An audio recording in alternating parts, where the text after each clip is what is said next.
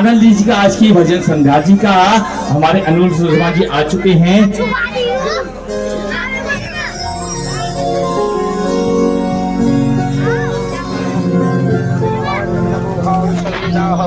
हमारे का सारा श्याम हमारा।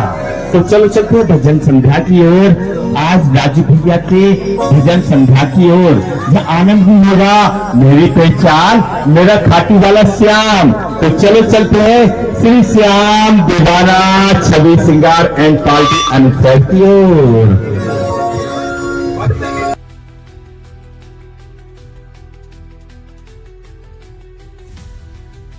ये खाटू श्याम जी का जो आशीर्वाद के लिए दिए गए हैं, ये बहुत ही अनुचित है और प्यार भरा दरबार है जहाँ संस्कृति भी होती है।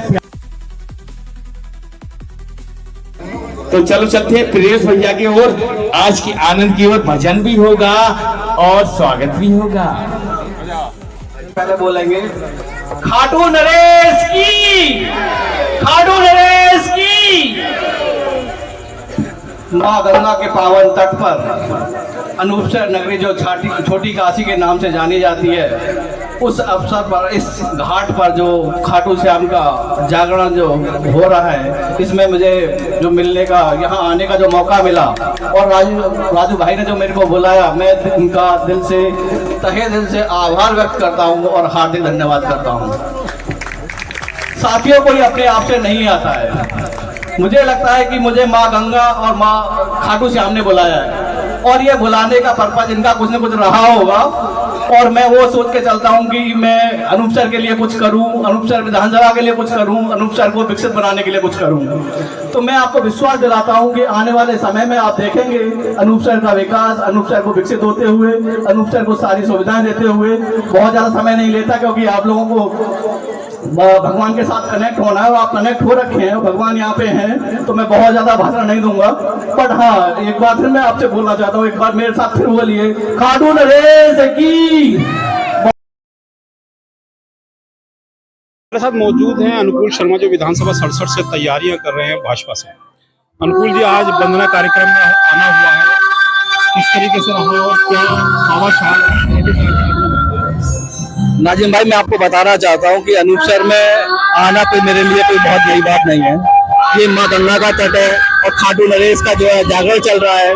मुझे माँ गंगा ने बुलाया है, खाटू नरेश ने बुलाया है और इन्होंने ऐसा बुलावा दिया कि मेरे को आना पड़ा। मतलब जब भी ये बुलावा देते हैं, चाहे वो अपने धाम में बुलाए चाहे यहाँ बुलाए, तो आना ही पड़ता है। तो मैं बहुत ही सौभाग्यशाली हूँ, आज इन कमेटी ने मेरे को बुलाया और मैं इनका बहुत बहुत आभार दिल की गहराइयों से व्यक्त करना चाहता हूँ। देख रहे थे कि बाबा के भजनों में आप लीन थे। जो मैं बोलूंगा, जो हमारे सोनू भाई हैं, रमेश भाई हैं, इतना अच्छा गाते हैं, ऐसा पब्लिक को कनेक्ट करते हैं कि आप सोच ही नहीं सकते, आप हट ही नहीं सकते। आपका दिमाग भगवान के साथ ऐसे जोड़ देते हैं, जैसे लगता है कि खाटू श्याम सामने बैठे हुए हैं। इस तरह का जब कनेक्ट होता है तो आप इधर उधर हिल ही नहीं सकते, आप बोर विबोर हो ही जाएंगे। क्षेत्र की जनता के लिए क्या खाटू श्याम से बोल रहे हैं? मैं खाटू श्याम ने जो मेरे को बुलाया, मैं जानता हूँ किसी न किसी उद्देश्य से जरूर बुलाया होगा और वो उद्देश्य जो मुझे लग रहा है कि मैं अनूपसर विधानसभा के लिए काम करूं, अनूपसर को विकसित विधानसभा बनाऊं, उसके लिए किस तरीके से कार्य करना है, क्या करना है, उन्होंने इस तरीके से मेरे को यहाँ बुलावा दिया। मैं डेफिनेटली मैं भगवान का जो उद्देश्य है और जो मेरा उद्देश्य, दोनों के उद्देश्य हम बहुत जल्द पूरा करेंगे।